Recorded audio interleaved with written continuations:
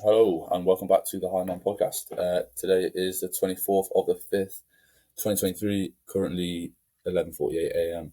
Thanks for joining us. It's episode 35. How are we doing today, Pete? Good? Yeah, I'm good, thanks. How are you? Yeah, good, mate. Finished uni last Friday, forever, hopefully. So happy to be free. What about yourself? You still got a week left, you were saying? Yeah, I've still got one thing next week, but mostly done now as well. Nice. Yeah, the chapter of our life is closing. On to the next, as they Yeah, say. I'm sure we can talk more about that in Mhm. another episode. Yeah, but so today's episode, I think you want to kind of take the reins and lead the way. Do you want to get Yeah, us sure.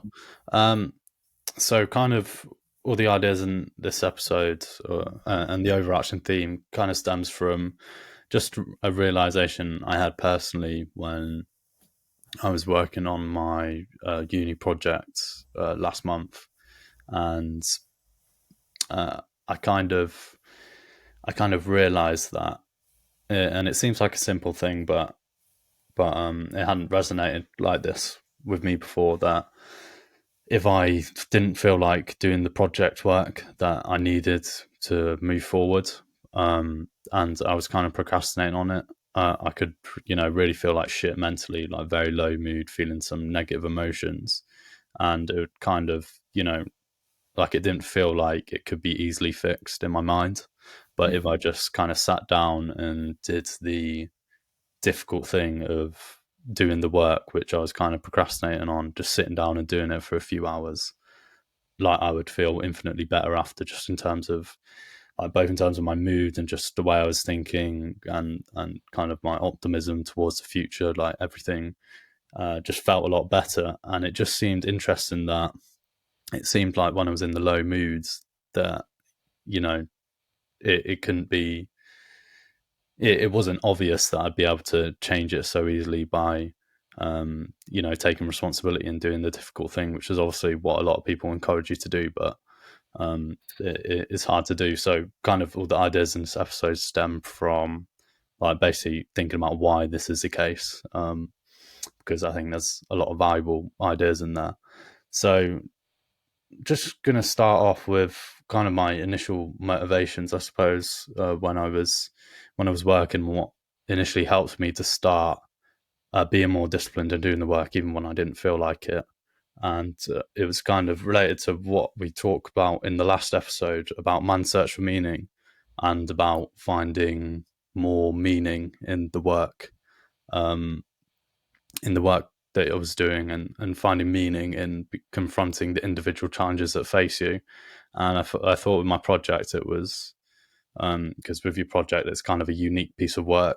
So it was even more personal. So it felt like my own personal challenge. So I began to see it as that, and that allowed me um, to do the difficult work. So, okay, like I'm not sure, like we spoke about, the last episode was a little while ago. I don't know if you've thought any more about the idea of finding more meaning in your individual challenges, but do you think that's valuable? Yeah, I think it is valuable. I won't lie and say that I've like been a bit. Well, I was a bit busy with uni, so I kind of focused on that. I didn't necessarily like kind of analyze why I was doing the work at uni. I kind of just made myself do it, and then obviously Mm-hmm. procrastinated, and did it, and then procrastinated. Um, but if I was to take up the same sort of technique that you did, and like you said, look for the meaning in the work you're doing, it probably would have made it easier. And I think that's because, like we've talked about before, everyone needs some sort of purpose in life. Um, I wouldn't necessarily say that university is people's purpose in life, but it's kind of, I think for the majority of people, used as a way to delay finding what your true purpose is.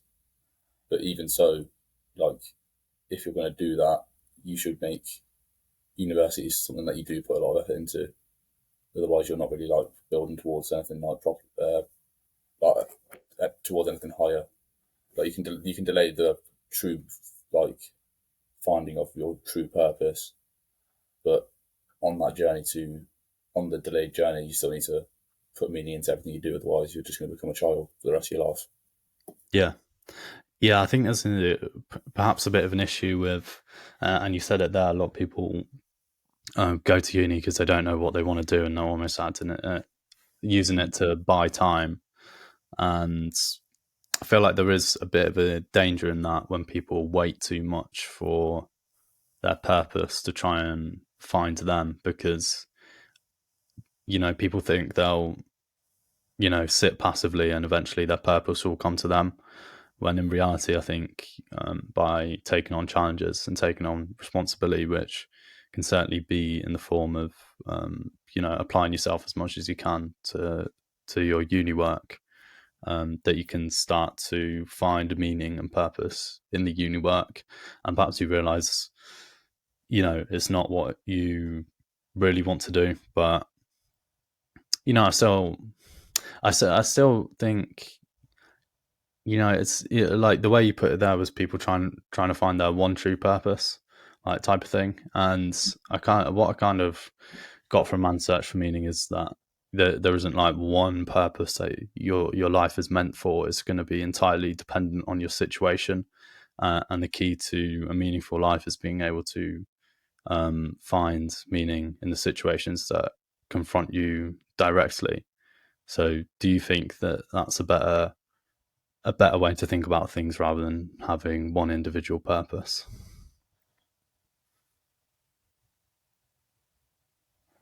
Yeah, I think I'd agree with you, but I would push people to try and maybe find their one true purpose, and then if they have this like inclination that this certain thing is just something that like they have a calling to, they should try and pursue that, even if they're not in a situation to pursue it now. If there's, I think there's a danger of if you just try and find meaning in your situation now, you might not necessarily want to push yourself to be in a new situation where you can actually go for your true purpose. But I do agree with you. I think you are right when you say finding meaning in everything you do, it brings you a meaningful life because you're not necessarily going to be able to find that one thing that is your calling. And like, people might not necessarily just have one thing; they might have like three things that change over their lifetime and stuff. Yeah, yeah. I suppose that is a danger, isn't it? If you, it seems like I think it is a good idea to try and find purpose in the things that you're doing and to take on responsibilities, even if you don't necessarily looking from the outside think that this is a thing that you really want to do for your rest of your life. But at the same time, as you mentioned, there is that danger that maybe you don't come to realize your actual purpose if you spend too much time trying to force yourself to do something that you don't really want to do. So, Mm. it seems like Yeah, there's a bit of a contradiction there. yeah. I think people maybe can like, and myself included, like say to themselves, for example, "Oh, I want to go move to Australia and live there for 5 years," and someone could say to them, "Oh, so when are you going to go?" And they're like, "Oh, well, I can't go right now. I've not really saved enough. Like, I've got this responsibility with this pet I have or whatever." And people kind of put this idea of their purpose in their mind. They put it so far fetched away from where they are now, and so like disconnected that it almost seems unattainable. Um, I think everyone, not everyone, but a lot of people do that, and they give themselves excuses to why they're not going to go chase their dreams. Like Yeah. the person I know moved country and is pursuing their dream, but they would be a lot better off if they stayed in their home country. Not like rich, but they would have had more disposable income if they stayed in their home country. But they would have just been doing a stupid job they don't necessarily enjoy. Whereas they're in England now, living kind of paycheck to paycheck, but they have so much more meaning, even if they are poorer. Yeah. Hmm. Yeah. I don't really. I guess it does vary for the individual because, and the ideas from Man's Search for Meaning don't probably agree with that more than anything. That as an individual, you need to find a purpose in the things you want to do. And I suppose it's difficult nowadays because, like back in the day, and let's say in the situation of Man's Search for Meaning, Mm. like they proved that you're able to find meaning in the most like restricted and um, and like one of the worst circumstances you could possibly find yourself in, you can still find meaning in that. Whereas the issue probably most of us face, which we're fortunate to face, but also creates problems, that we kind of have opportunities to do whatever we want to do, and that's that having that amount of choice where we could do anything, but you don't know what you want to do, could almost make it more difficult to find meaning in the things you do, because you're always thinking, oh, it would be better if I was doing something else, or better if I was elsewhere. And I suppose we'll get into more later about, why the challenges of the modern world can actually make it more difficult to find meaning. Mm. Yeah. Um, but yeah, I suppose so. Like an element of this is obviously, in order to do the work when you don't feel like it, you have to. It requires discipline, and that requires delaying gratification. So, you mentioned before the episode you had some ideas about delayed gratification. So, why do you think delayed gratification is able to help us feel better mentally and find more meaning in our lives? Yeah, I started reading this book called The Chimp Paradox by a guy called Steve. I think it's Stephen Peters or Steve Peters. And the idea of the book is there's three systems in the brain. There's the human system, which I think is in the prefrontal part of the brain. Then there's the chimp system, which is in like the limbic or something.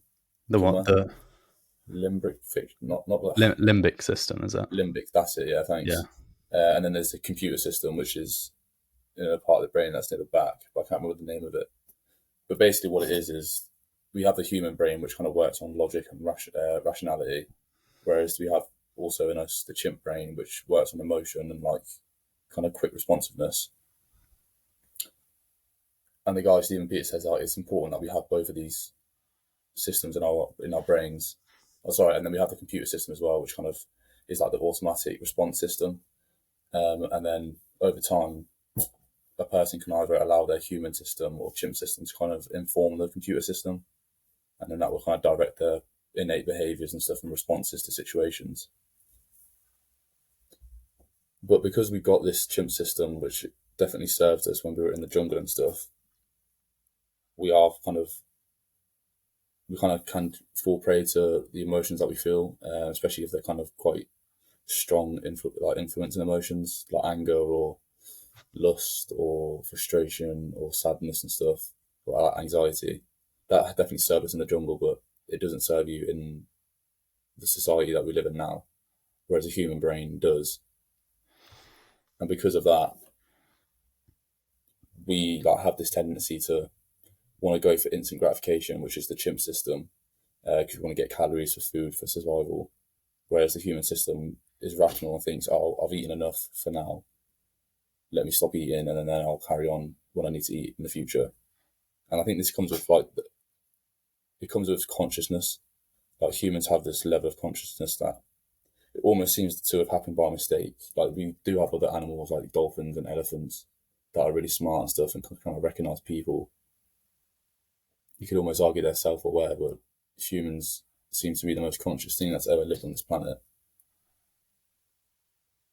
And it's been amazing that we've got this consciousness, but we still fall prey to the instant gratification.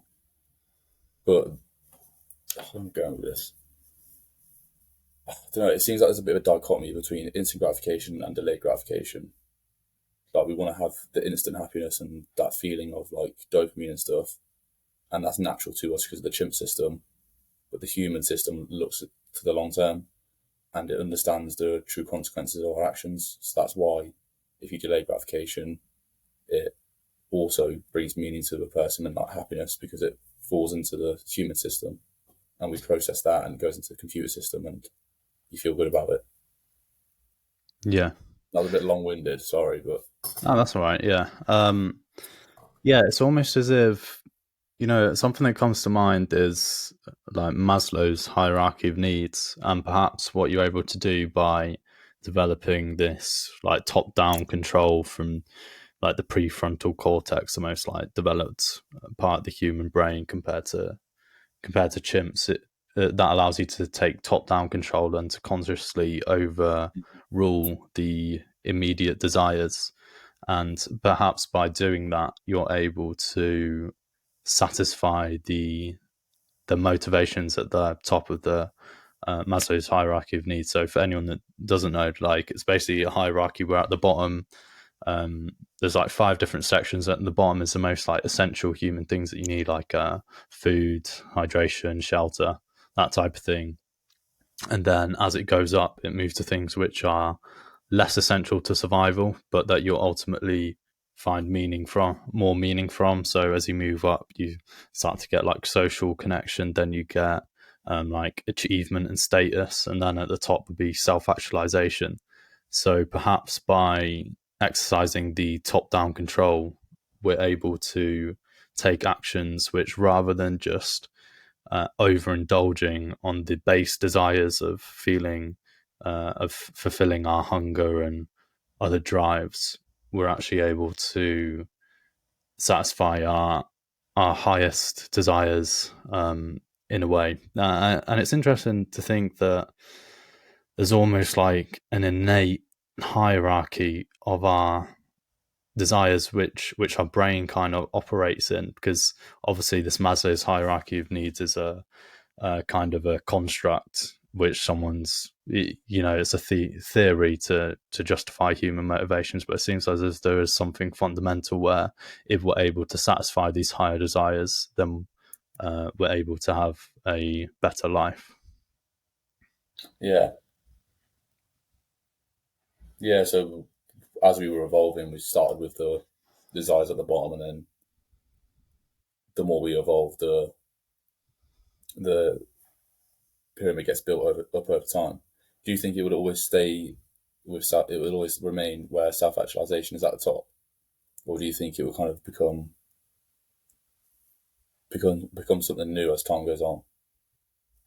Yeah, it's interesting to think actually, because it's, you know, I suppose it does seem as if this hierarchy of desires which will make you fulfilled is something that is wired into us rather than something that is constructed. And I suppose there's a question of whether there is anything higher up, or whether it's more like just almost a structure of reality is a way that these things manifest themselves in that way. So I'm Mm. not too sure, but I was just thinking, even for like a chimp, for example, fulfilling their base desires probably wouldn't be as ultimately satisfying to them as, overcoming a challenge, like the classic archetypal hero story of like slaying the dragon and protecting your tribe, and like having a big impact through the actions you take.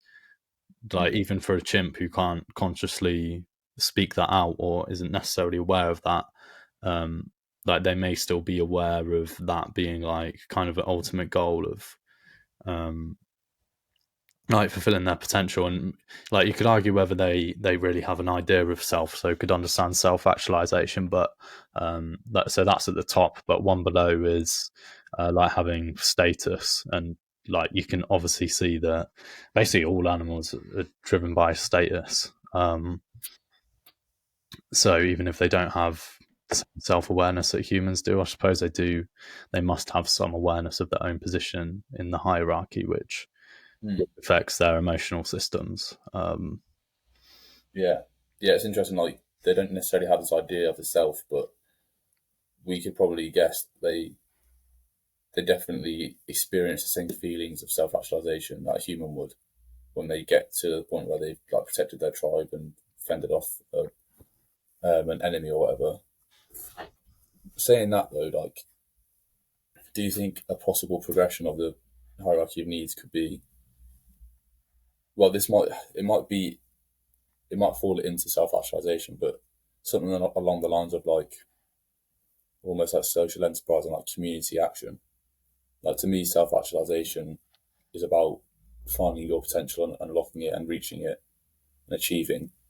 And that's quite an individual thing, although people use that, and because they become this person of higher value, they're able to bring value to other people in their community and beyond.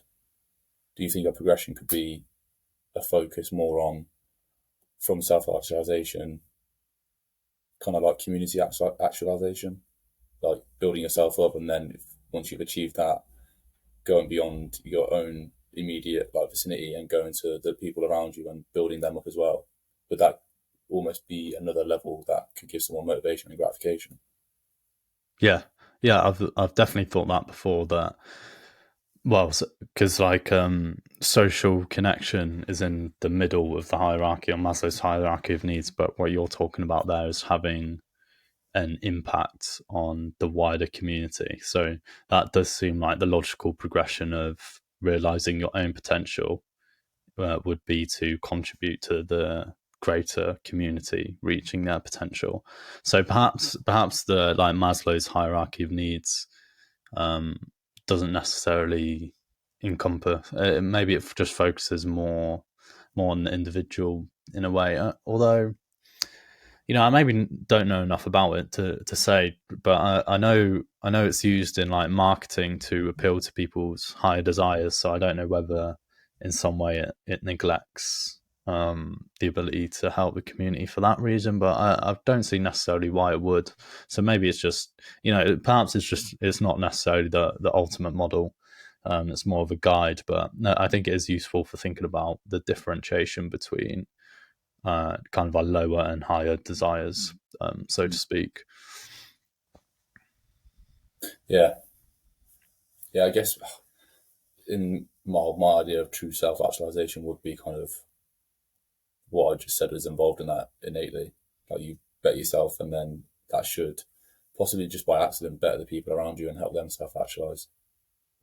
Yeah, yeah. Yeah, So another thing, like you're talking about there, the difference between like the chimp brain or the limbic system, and then the prefrontal cortex. And I've heard it's spoken about the prefrontal cortex, about how that like it's linked to some dopamine circuits in a way which I couldn't describe in much detail, but basically, so in the present moment, like our more instinctual dopamine circuits are able to, which I suppose would be considered more part of the limbic system, are able to see a reward that we're able to access and be able to take action to get it. So it's kind of this thing which drives us to for pursuit.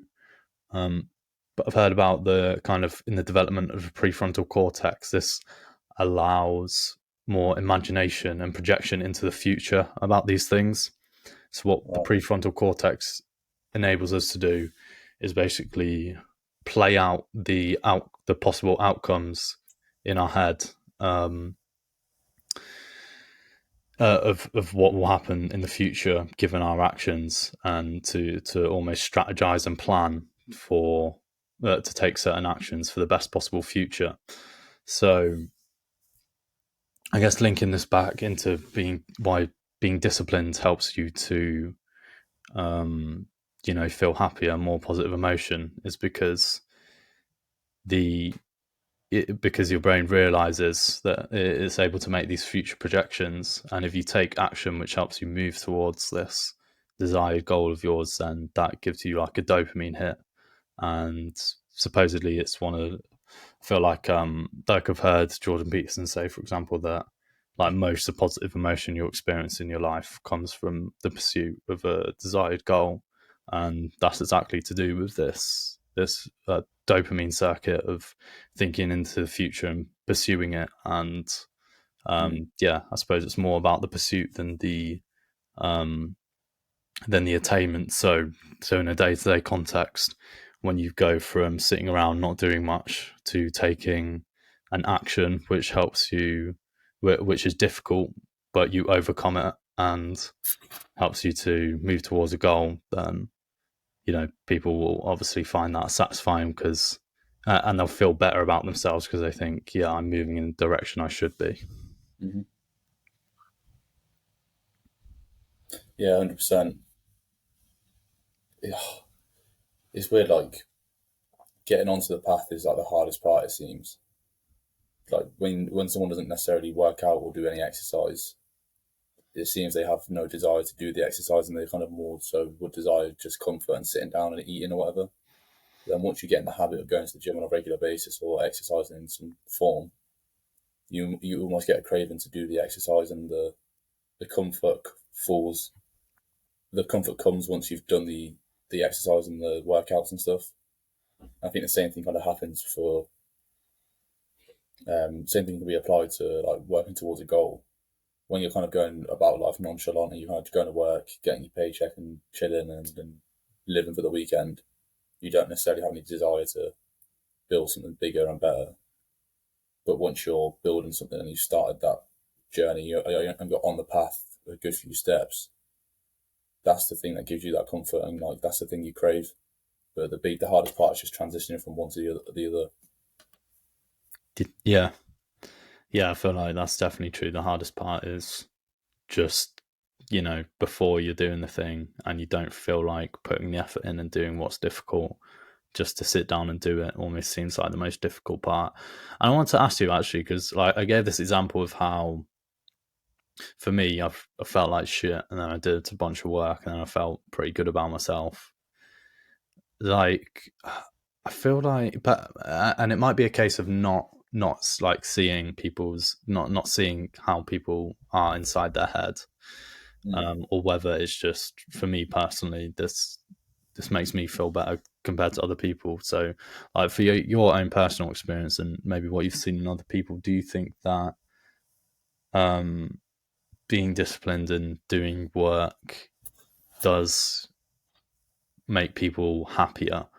Because I kind of think, like for me, sometimes during exam season, like obviously a lot of people are stressed, but sometimes because obviously I'm more motivated to work than usual, like Mm. I might actually feel at a better state than I would typically because I feel good about myself because I know I'm putting the effort in, even though if there is some stress and struggle there, like I feel like I'm heading in the right direction and I'm motivated. So whereas it seems like for other people, they're just the prospect of work and actually doing the work is not as satisfying or fulfilling, and other certain people just enjoy like doing fun, stereotypically like fun things. Like, so Yeah, in your experience, what have you seen from this and experienced? I'd say it would be. It kind of depends on the attitude someone has. Like we talked before when we did that dopamine episode, that a person will get more dopamine from something if they kind of think about it in that way. Like if I think about training and going to do uni work, and I'm like you hear it at fucking uni all the time. Oh, I fucking hate assignment season. Like just going to the library every day is like the worst thing ever. Like I want to kill myself. Blah blah blah. When someone has that attitude, they do genuinely become stressed by the work they have, I think. But for this term, like I've made it like a conscious effort to think, oh, uni's a little bit long right now, but I'm happy to at least just be going and trying and putting the work in at the library or in my bedroom or wherever it is. And I definitely felt this term I wasn't as stressed as the last semester or the semesters before because of the attitude I had towards the work. I knew it was like boring at times and like annoying and shit, but I also knew it was for the purpose of just getting the degree. Whereas a lot of people will say, "Oh, like they'll do 3 assignments out of 4, and they get to their last one." And that's happened to me as well. And you kind of get to the last one, and you're like, "Oh, fucking hell, I've done all right on the other ones. I don't really give a shit if I'm not done amazing on this one." And the attitude that someone has will definitely impact the way that the work actually makes them feel. Yeah, That's what I think. no, I think that's a really good point. I hadn't actually considered that. Um, so I suppose moving on, kind of back to something I suppose that we touched upon, but so there's an element of it there which we've gone into, that you get positive emotion from doing things that help your future goals, and make you feel like you're heading in the right direction. Um, and I think I touched upon that if when you do the difficult things you're supposed to do, no matter what, you feel like you're more useful, and you feel, and I think that provides more emotional stability, because when you develop this self-reliance, you start to think, you start to, think about the world as if, whatever comes up, I know I'm going to do what I need to do to get through whatever challenge comes up. As opposed to, if you are not disciplined, then you start to feel like it's a good reason to be emotionally unstable, because the way you see the world is like, if something comes up that I need to do, I can't even trust myself to do it. So who knows what's going to happen? Like, so I think that's a reason it provides some emotional stability. And in terms of this feeling useful as well, I kind of link this to an idea I'd heard on the Modern Wisdom podcast about how male depression is mostly caused by learned helplessness, which is basically feeling that you don't have control over your own circumstances of your life, and that your actions don't really matter or won't really have an impact. Like, this is supposedly the biggest cause of depression for males, is not feeling useful. And I think, do you think there's a relationship between like feeling self-reliance and also feeling useful, and like you can have an impact on your own life? Yeah, I think there is. I think I don't know. I agree with what you're saying and what kind of Chris Williams was saying. How for a man it's different to a woman. Like you could almost argue a woman needs to feel loved and cared for and like wanted to an extent. But whereas a man needs responsibility to feel meaningfulness and happiness. Every single individual is responsible for at least one person, which is themselves. Do you think men almost need to be responsible for other people rather than just themselves to get this feeling of meaningfulness and happiness or Yeah, contentment at least? Do you think there needs to be like another person outside of them that they are providing for to some in some shape or form or something like that? Or can people be happy and find meaning in the fact that they're truly looking after themselves, they're working out well, they're exercising their mind, they're gaining knowledge and all these other things and working towards a goal just for themselves? Or does it need to be an external thing they provide for? yeah, I think almost both in a way. There are kind of levels to it. So uh, you could argue that, you know what men desire is to be able to have an impact, and that impact, you know one of the most fulfilling sources of that impact will be having a positive impact on other people, or the community, or a group of people. But I also feel like that impact can be through, like, for example, something very meaningful would be like being an athlete or something. So you're not necessarily doing it for other people, but like it's for your own progression. I suppose this mainly applies if it's an individual sport. You could argue that, if you're a team sport, you've got the meaning from impacting the team, but as an individual, like, that, it's obviously still very meaningful on this individual pursuit of mastery almost. And I suppose you can have your impact in on your own way. So I think, Mm.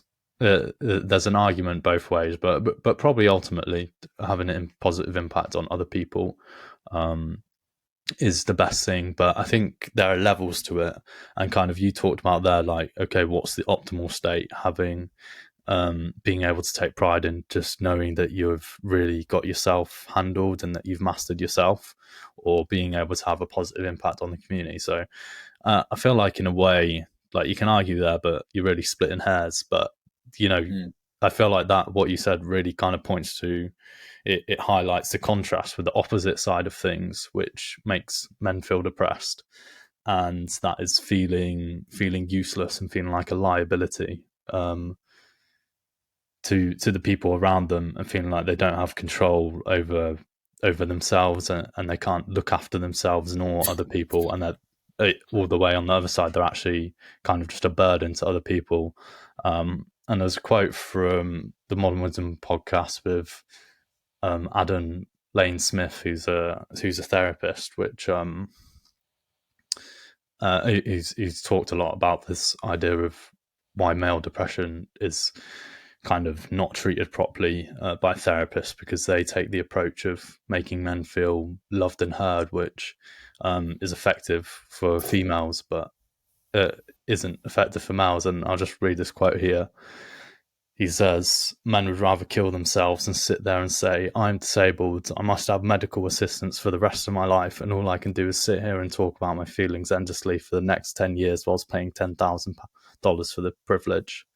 Men are looking for solutions and guidance in applying these solutions. You give them those things and they'll do just about anything for you. So this points towards like if a man feels useless, then and as a burden to other people, that's like the ultimate, like lowest they can possibly feel. And what they want is, for to have problems in your life, like you're not going to get rid of the problems, but feeling like you have solutions and that you can take action on those problems. So I think that points to kind of the other side of the spectrum, which is a more crucial distinction between being self-reliant and having the capacity to make an impact with your actions, and compared to the other side, which is being a burden to other people, not even be able to take care of yourself and just feeling like you're useless and not able to have an impact on your own life. And I suppose linking this back to kind of the discipline issue, if you are undisciplined, then you're not going to be able to have an impact. You're not going to be able to rely on yourself to take actions, and you're not going to be very useful to any other people, anyone else. So yeah. Yeah, it seems kind of like the first stage of becoming needed and responsible for other people is being responsible for yourself. Like you're the best performer when you've worked out and you've eaten healthy and all these other things. So focusing on yourself as an individual first might be the best thing to do, and then you can have a wider impact on other people. Yeah. Yeah, and I think ultimately, regardless of what you focus on, because I'll get into an example actually, which kind of points towards needing like an external, like helping other people, for example, to push you. I'll do this now. So this Adam Lane Smith, he gave an example of the Blitz in World War II, which was where like the Germans bombed the United Kingdom, and he didn't speak about it much, but it maybe pointed towards why people struggle in the modern world and the need for like an external reason. So he gave an example of men who were in a psychiatric hospital and were like really miserable and just spend all their day kind of sitting around doing nothing. Like when the bombings happened and there was an emergency, which meant that society needed their help, like this enabled them to overcome their pain and then do the things they needed to do to help other people, when in the time where there was no struggles in the society, there was no need for them to do anything. That's when they were depressed and miserable and just kind of sedated by their own kind of pain and depression. Whereas when an external meaning came up, they were able to help society. So do you have any thoughts on this story, and any ideas about why potentially this links to how in the modern world that people struggle with meaning? Yeah, yeah. I think like going back to the idea of the chimp, we for so long lived in troops of chimpanzees and other forms of like monkeys and different species along those lines. And yes, there was definitely like a dominance hierarchy based on, well, probably just pure power and dominance back in those days anyway. But even if you were at the bottom of the hierarchy, every single person in the hierarchy still had a role to play, it seemed. And with that role came responsibility to yourself and the troop. Now, as we've gotten to advanced civilization to a point where all the basic needs are kind of met without you needing to really lift a finger, and we've got people so many people, especially in the world, mainly in the Western world, have all this free time. They aren't necessarily they don't have this like responsibility hanging over them in their mind. And yes, that's a bit of a blessing because it means you have the option to choose what you want to pursue and choose your suffering for yourself. But choosing your suffering is something that isn't necessarily desirable because it's not comfortable. So people don't choose the suffering; they kind of just do the minimum and then get what they need to get by. But with that comes no responsibility, and because it's hardwired into us to be responsible for something, you just get this idea that you're kind of useless, like you're saying, and you have this feeling of just you kind of have this empty feeling that you're not working towards something. And I think that's a problem with the modern world, and that's like a problem with the freedom that we've gained through like advancing our civilization. Yeah. Yeah, if you compare it back to like chimps or cavemen or whatever, they would obviously had the immediate responsibility of meeting their needs for survival. And then in more difficult times in history, like men would have the difficulty of still kind of putting food on the table and having to work and provide for their family and protect their family. Mm. And like another thing in the modern day is people are having children later, so there's less incentive for young men to really get their shit together.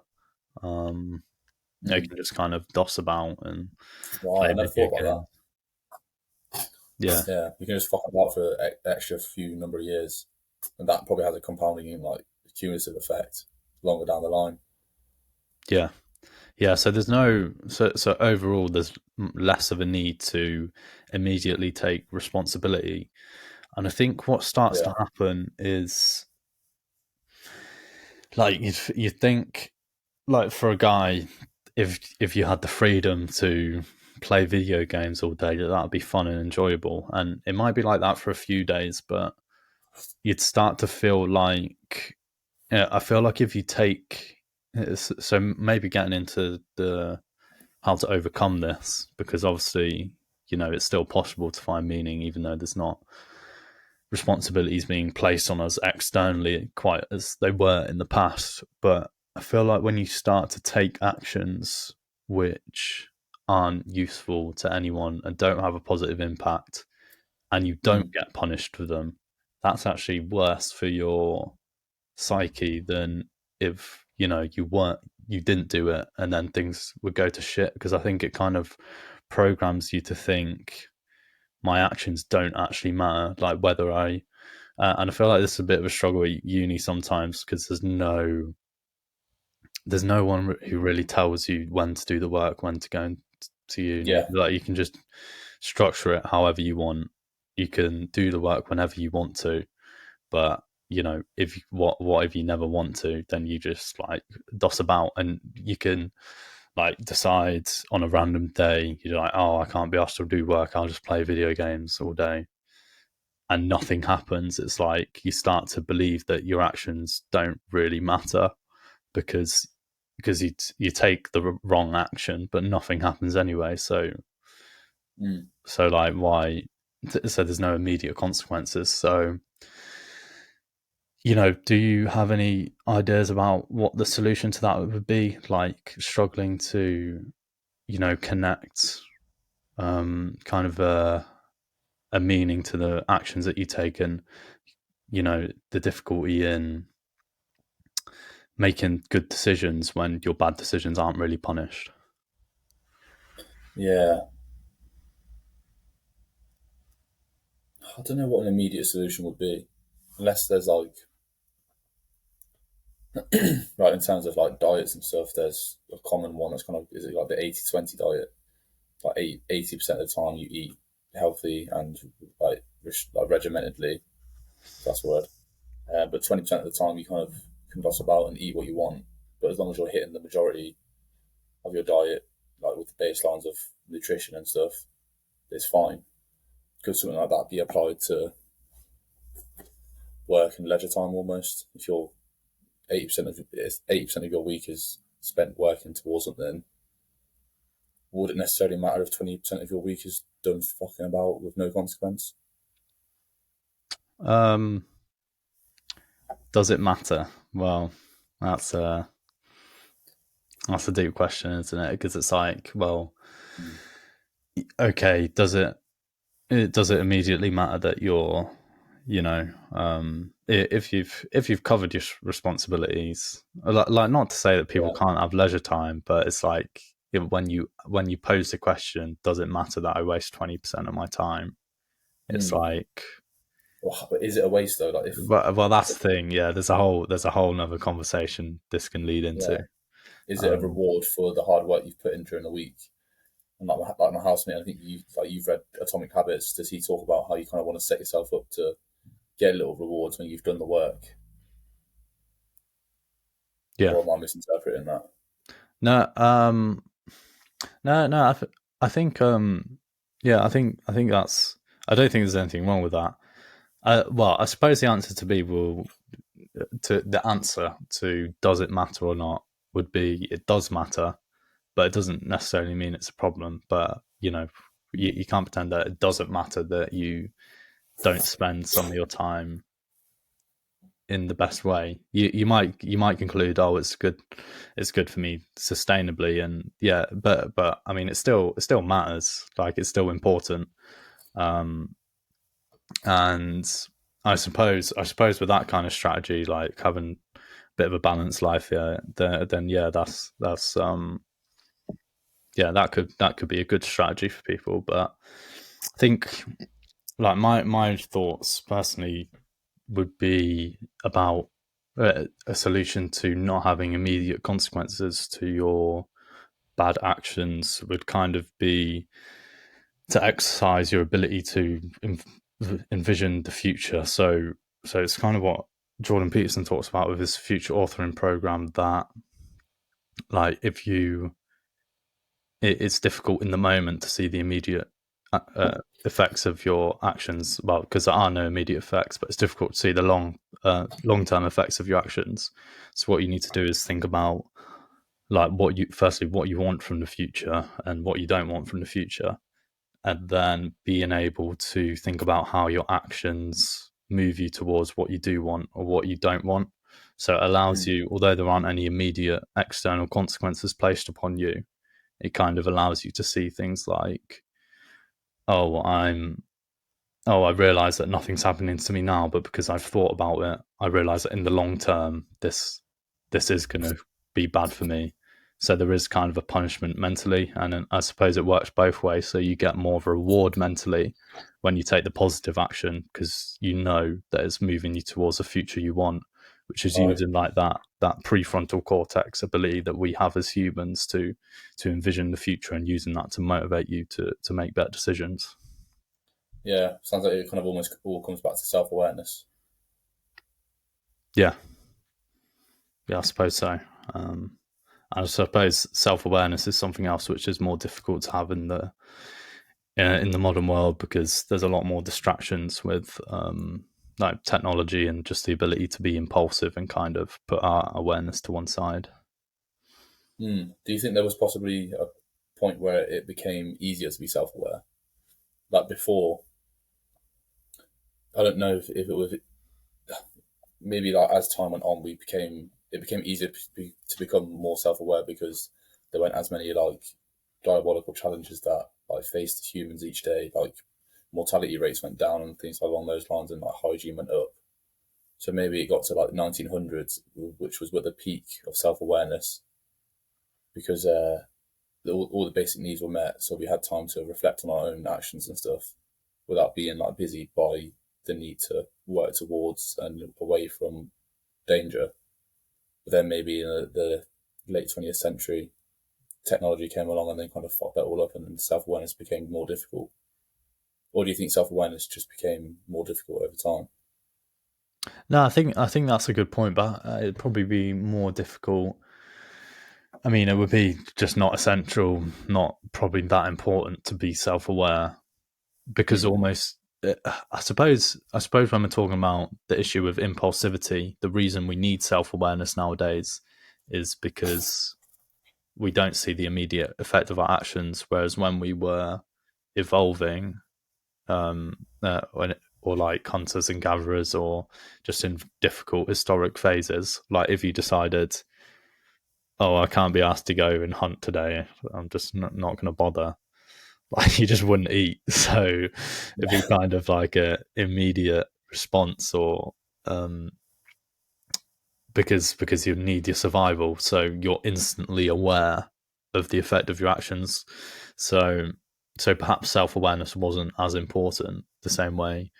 I suppose animals don't really have the same level of self awareness as humans, Mm.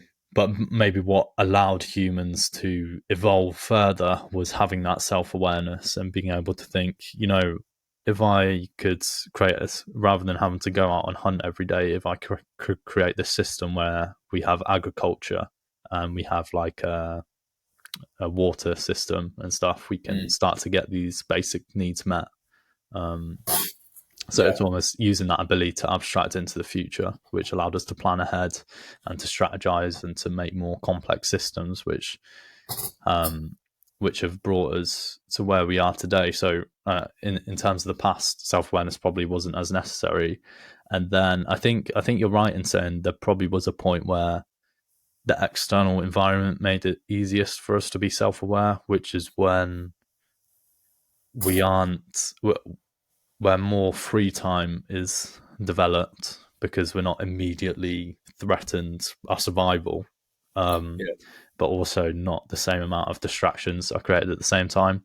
Although I do think in society there's probably a pretty clear relationship between the well-being and the how easy it is to survive, and also the ability to access instant gratification. Because you think about, obviously technology is a massive source of it, which probably exponentially increased our access to it, because it you know can scale the different systems. um, Mm. it can scale the amount of pleasure it can give you in a way which no like physical items could.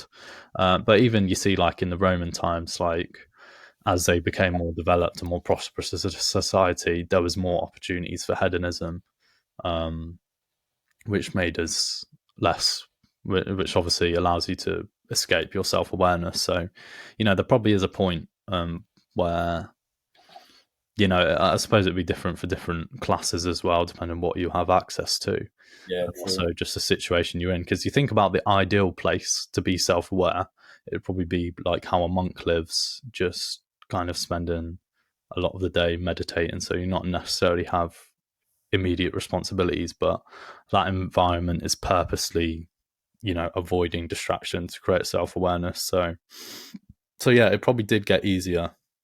Um, and then got harder again as time goes on. But I think as time goes on, it's always become more important to be self aware. You think it's more important now to be self-aware than it was a few hundred years ago? Yeah, I think so, because a few hundred years ago, definitely in terms of the issues we're talking about here, perhaps there's obviously other benefits to Yeah. being self aware, but being able to control your impulses, um, like being self aware, allowing you to do that would be more important now, because back in the day you didn't need to be that aware to realize that if you didn't fucking go to work, then you'd get fired and they'd take your house and your family would starve or something. Yeah. Like you Yeah. don't need to be that self-aware to realize that that's going to happen. Whereas in the modern day, you need to be self-aware to realize that if I play video games today, even though there's no immediate consequences, that your life isn't going to be as good as you want it to be in 2 years' time. Like that takes more self-awareness. Yeah. Yeah. I'd agree with that actually. And even in terms of like the job, like fucking so many people work from home and they ain't self-aware. They just fuck about for half the day on Netflix or whatever, move their mouse on the laptop every fucking 10 minutes, and that's it. Yeah. You can get away with it as well Mm. easily. Um, yeah, so I suppose that does almost conclude things in a way where so that's one way of dealing with this problem of lacking meaning, is by becoming more self-aware, because you're able to find more meaning and uh, in the long term effects of your actions rather than just thinking about the immediate short term where there might not actually be that much impact of your actions. And I think maybe another strategy for this as well is you mentioned atomic habits actually, and like one of the ideas from that is to focus on systems rather than goals. So you might have goals in the long term of how you want your life to be, that, but if you're overly focused on them, then you don't take as much, you don't realize the impact as much as if Yeah, you focus on the systems, which is the daily tasks. So, yeah. I I forgot was, to mention that. Like when you talked about how it's kind of good to find meaning in the things you do throughout your life and every aspect of it. With that meaning, does that meaning need to include something that's being worked towards? Like with university, you're working towards getting a degree or whatever. Is that the meaning of? Is that where you find the meaning, or is the meaning found in simply like appreciating that you're working towards something? Like, does something need to be identified as an end goal, or can you just be happy that I'm going to the gym and I'm just like getting stronger and getting fitter, possibly for the sake of doing a competition or whatever, but you're focusing on, like you're saying, the system rather than the goal. Where does the meaning fall in terms of systems and goals? yeah, um, that's a good point because, like, to come up with a system, you almost need to have a goal in the first place. Hmm. Because why else would you create this system? Like Yeah. if there's no, so this kind of differentiation between systems and goals, I suppose it can't be made. Like maybe I've made it to kind of like a complete separation or a solid line, whereas realistically, if you have a system, that system will be in service of a goal. Um, but I think in terms of like finding meaning in the actions and that meaning, some of that, I think it definitely helps if that meaning comes from thinking about, oh, this will improve my life in the future. Like there's this future thing that I want to attain. This is a reason that I'm doing this. It makes your actions feel like they matter more because of the end goal you'll reach. But I feel like without actually focusing on it directly, by thinking about finding meaning in the actions that I'm taking on a daily basis to move towards these goals, I actually did end up focusing more on the systems because I was focusing on why the actions are important. And one of the reasons the actions are important is because of the goal. Perhaps the main reason is because of the goal. But I was so the goal was somewhat included, but my focus was on the question I was asking myself and answering is why are these actions important rather than why is the goal important. Yeah. But I suppose you need to answer both for different. But yeah, I think it is beneficial to focus on the actions more and the meaning that you find within the actions. Yeah. Yeah. It's such a broad and specific thing at the same time. Meaning, like meaningfulness, comes from this end goal that is this broad, like, oh, I want to have this business that's worth £1 million, or I want to get down to 10% body fat, or I want to become a purple belt. It's quite a broad thing, but the meaning you like achieve along the way is really felt in the small actions that you do.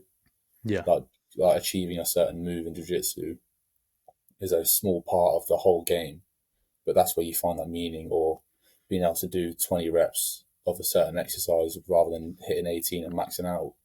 That's a small difference, but it brings so much meaning in the long run. And it's so specific but so broad at the same time. yeah, yeah. Because I feel like in a way you are always focused on some sort of outcome. Um, in terms of like, let's say you've got this long term goal of getting in great shape. You have some goals for like your strength, like specifically where you want to get to. But Yeah. also, what's if you focus on the system is going to be I do this workout today, and I do this amount of sets and this amount of reps. So your goal is to do that amount of sets and that amount of reps. Mhm. But the goal is kind of within the system rather than focusing too much on the external goal. Um, Yeah. Where does where the fuck does David Goggins fall into this? Like, I remember seeing a video of him doing like push ups or squats or like some sort of routine, and he was like, all he was doing was counting one. Like he wasn't going 1, 2, 3, 4, 5, 6. He was pretending that every single rep he was doing was his first rep, and like that's an amazing way to kind of try and max yourself out. But like, where does that fall into this conversation we're having? Like, if Yeah, you're just thinking like this is the first one, this is the first one, this is the first one, like that's definitely beneficial. But where does it fall? I think where it falls is, Is it pure system? Would you say? yeah, I Or think is it it pure definitely goal? falls into the system. So we spoke there about how part of the system is thinking about how this goal, how this action relates to your further goal, but another part of the system is taking pleasure in the difficulty that you're overcoming. So when I was, starting to realize that I could find more meaning in the work I was doing on my project by thinking about how the difficulty of overcoming this individual challenge was important. That Mm, kind of points towards the value inherently, almost regardless of the goal, of just doing something, that doing something difficult and overcoming that is meaningful in and of itself. So I think that's definitely focused within the system, because you don't that's not even related to the external goal at all. Like there's no difficulty in attaining the external goal, the moment you attain it, but the difficulty is in the system, in the daily grind of doing things. And if you're able to associate meaning with the overcoming this individual challenge, and the reason it's meaningful is because it's difficult and this is your own personal thing that's confronted you, and it's only you that's going to be able to overcome this.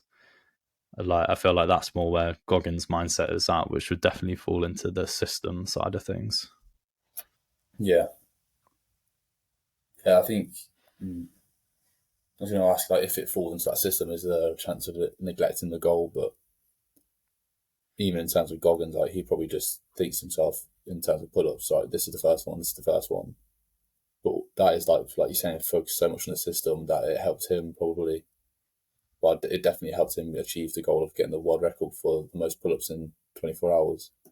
Since Yeah. been broken by someone else. But do you think like because he's so zoned in on the system that ended up by like by consequence helping him achieve the goal, even though he wasn't focused on the goal at all? Yeah, yeah, I think it definitely did help him, and it's almost as if, like, I feel like Goggins' goal is to like conquer his inner bitch, and Mm, you do that with each and every rep that you do. It doesn't, like, it's a momentary thing. Like each and every moment, you have to do that. Just because you did it yesterday doesn't mean you do it today, and that's something like I've heard him spoke about. You always have to prove yourself. You never get to a stage where you're like, oh, I can relax now. So yeah, like it's that's almost weird famous. that his thing is, oh, the goal is to conquer my inner bitch, which is kind of the system of the action he's doing. So Mm, it's almost unattainable when you think about it. well, I suppose you could say it's unattainable, or you could say it's attainable in every single moment. Oh, oh, I like that. Yeah, Yeah, because I think it is, because it detaches you, for because the risk in and the reason people advise against thinking about goals is because, one, you could do all the right actions and you don't achieve your goal. It's not something you necessarily have direct control over. And yeah, it's important to be aware of that, because, like, you have the system to get this goal. And if what you're doing isn't getting you towards the goal and you do it for long enough, you need to realize, oh, I'm doing the wrong thing.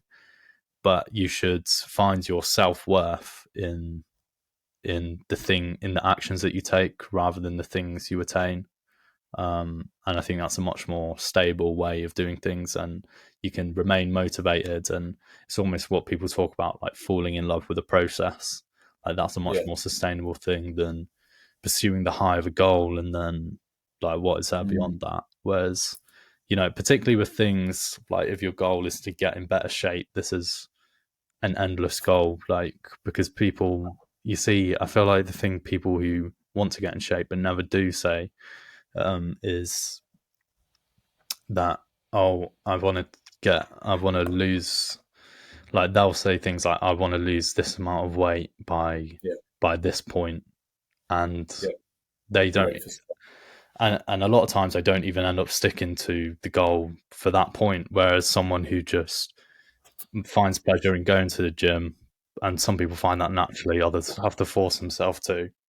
yeah, But people who find pleasure in the process, they're always going to win in the long run because over 5, 10 years, they're still going to be doing it no matter what. Whereas the person who, was dependent on the goal to actually take the action was, inherently more fragile and less motivated.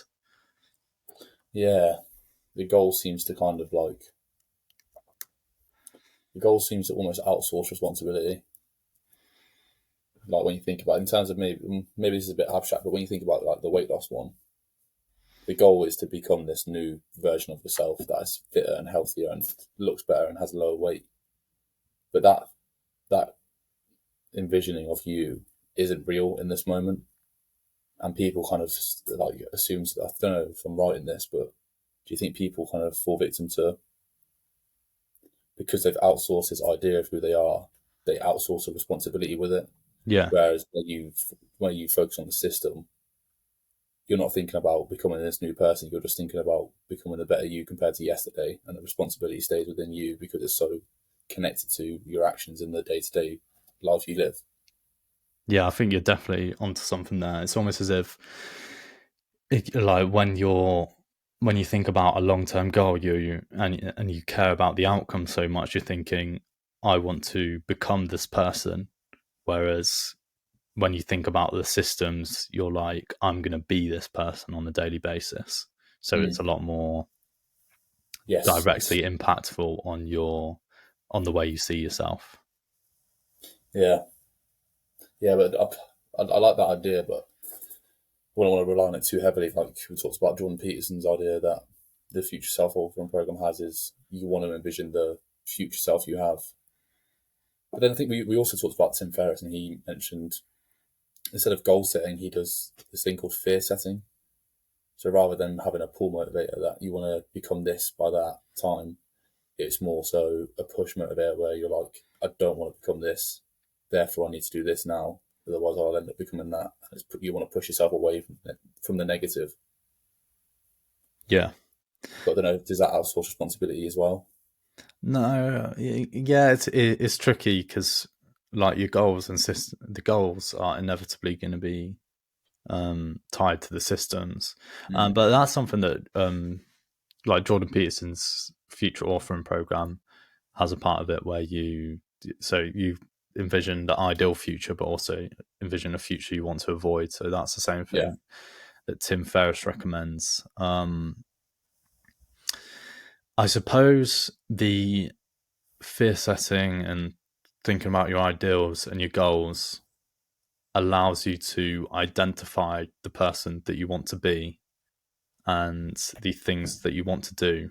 And then from there, you can identify the actions that you need to take to be that person. Hmm.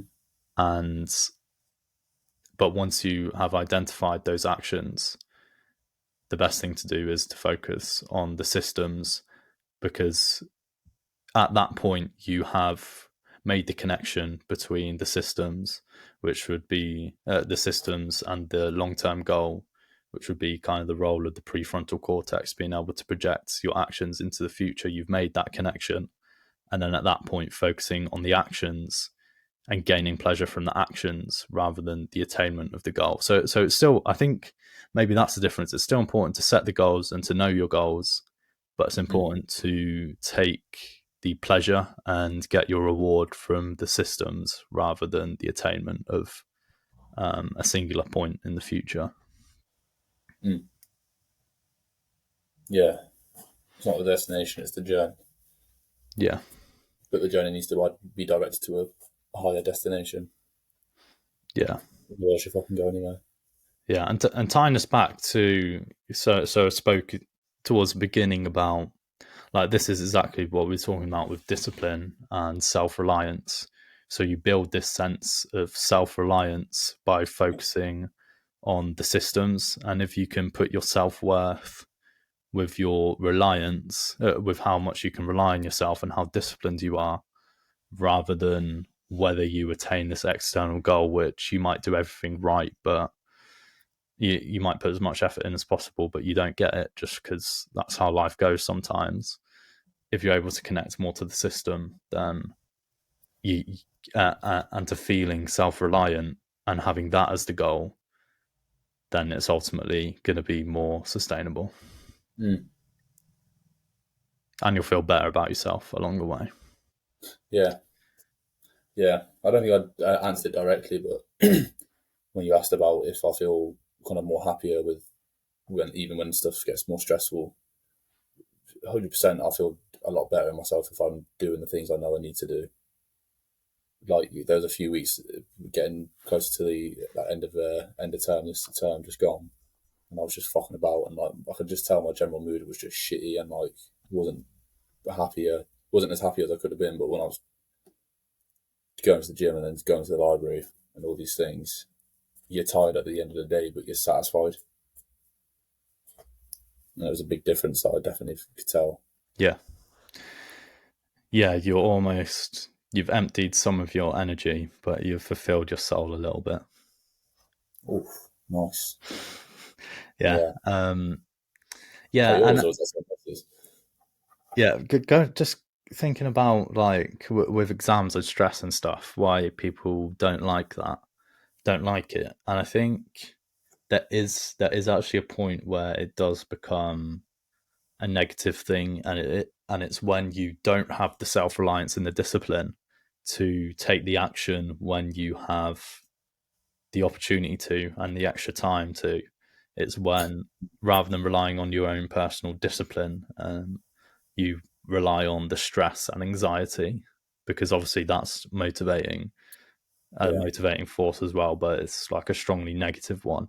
So if you wait until those things force you to complete the work, then yeah, you are going to feel stress. You're not going to take enjoyment in the work because Right. you've allowed your primary driver to be your anxiety and your stress, rather Mm. than rather than being you forthrightly confronting the challenge and slaying the dragon. It's the dragon's chasing you and you're almost running away from it. So I think if Yeah. we can, I've noticed that I found a lot more enjoyment in my work when I do the difficult thing and take initiative to do the work when I don't necessarily feel like it, because then Mm. I have the opportunity to find more meaning and purpose in the work, rather than it just being stress, which I've certainly let myself fall into in the past. Yeah. Yeah, that's interesting. Never thought about that. How you can either use discipline as the motivator, or you end up falling into a situation where stress and anxiety is the motivator at the end of the exam season. Yeah, yeah, I Would hadn't you say? Sorry, would gone. you say obviously the stress and anxiety and those like sort of emotions that motivate you, they're definitely negative emotions. Some people would possibly argue that discipline's a negative emotion. Some people would argue positive. Would you say it's more just neutral, or would you say it's Um, positive or negative? it's It's not. Well, it's not even a motivator because motivation is gone when you have yeah, discipline because discipline just brings action. yeah. I think it's well, because if you look at the situation, so you're not motivated and you do the work and you sit down to do the work anyway, like that is a painful experience. Like Mm. in terms of your neurochemistry, like when you have a big trough in dopamine, like Yeah, that's experienced in a similar way to pain, to what pain is. And when you do something difficult, which makes you uncomfortable mentally or physically, that you don't want to do, then you get a trough of dopamine at the beginning. But what that trough does do is it allows you to return to baseline and get to a peak quicker.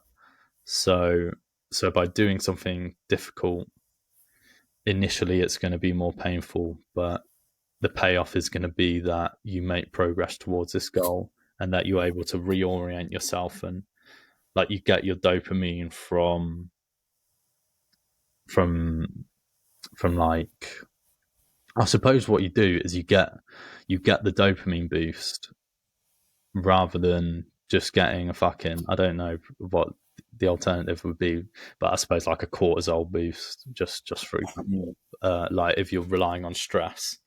I suppose even if you're relying on stress, once you get it done, you'll get the dopamine boost. But I feel like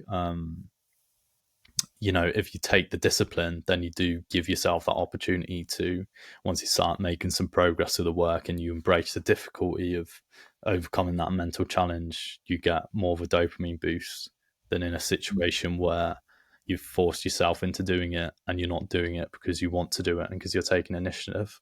You're doing it because you're being forced to do it. Then that's a much more stressful experience, which doesn't have quite the same ability to feel pleasure from the work you're doing. Yeah, yeah, and the quality of the work's just going to be shit compared to what it would be. Yeah. Yeah, which ultimately makes you feel that sense of like I'm a bit useless. I didn't do the work in time. I did a bit of a shit job. Like I'm not self-reliant. Whereas when you take the disciplined action, like you're going to feel the opposite to that. Yeah, 100%. I think I'd need to go shortly. So I think we've covered everything I wanted to say. Yeah, I think we've done everything I would have talked about. Yeah, I want to talk about, sorry. cool. Um, Shall we wrap it up then? yeah, well, thank you for listening, guys. Much appreciated. It's been a little while. Um, back into it now. Back to summer again since last year, which is nice. Nice weather. Anything else? Any final closing thoughts, Pete? No, just thanks for watching if you're still here, and we'll see you in the next episode. Goodbye. Thank you. See ya.